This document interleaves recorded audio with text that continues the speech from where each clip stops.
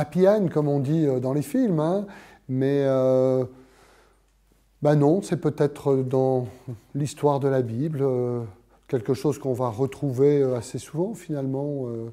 Ce n'est pas obligatoirement la violence, la haine, la jalousie qui va avoir le dernier mot. Peut-être que la révélation biblique et la révélation chrétienne qui culmine avec le Christ, eh bien, dit quelque chose de cette victoire du pardon qui peut transformer les choses. Rappelons-nous que les derniers mots de Jésus sur la croix, c'est « Père, pardonne-leur ».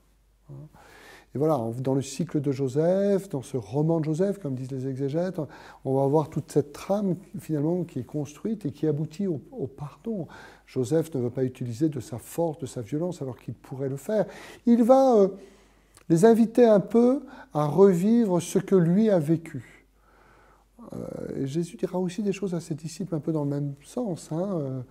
Il va les inviter à être dans un premier temps sous l'emprise d'un homme étranger pour eux, parce qu'ils n'ont pas reconnu Joseph, alors que Joseph a vécu cette expérience d'être sous le pouvoir d'abord de son premier maître égyptien, puis du pharaon.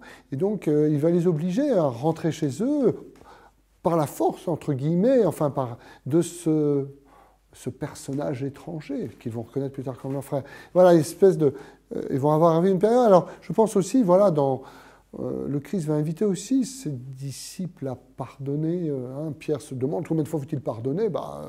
Jésus dit, il faut toujours pardonner. Ils ne comprennent peut-être pas sur le moment, mais ils verront qu'avec le Christ, le pardon est finalement ce qui transforme. Finalement, la croix, il n'y a pas de revanche de Dieu, mais il y a une manifestation encore plus forte de l'amour qui pardonne. Voilà.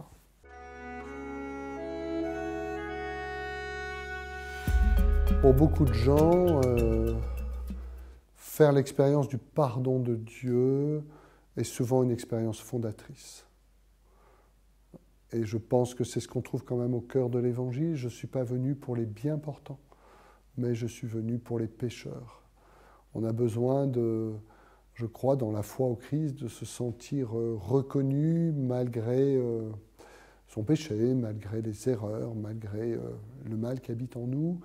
Et finalement, se sentir relevé, se sentir accueilli. On peut penser au fils prodigue qui est accueilli par son père sans jugement. Je pense que sans doute l'expérience de l'amour de Dieu se fait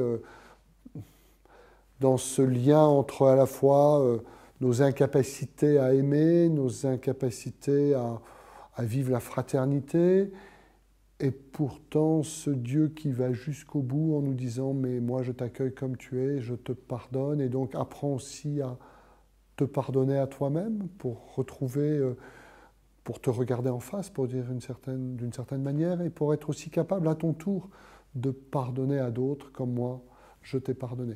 Et je crois qu'il y a sans doute au cœur de la bonne nouvelle, parce que si c'est une bonne nouvelle, c'est que ça veut dire que ça nous met en marche. Sinon, ce n'est pas une bonne nouvelle. Si c'est une bonne nouvelle, ça ne sert à rien, aucun intérêt.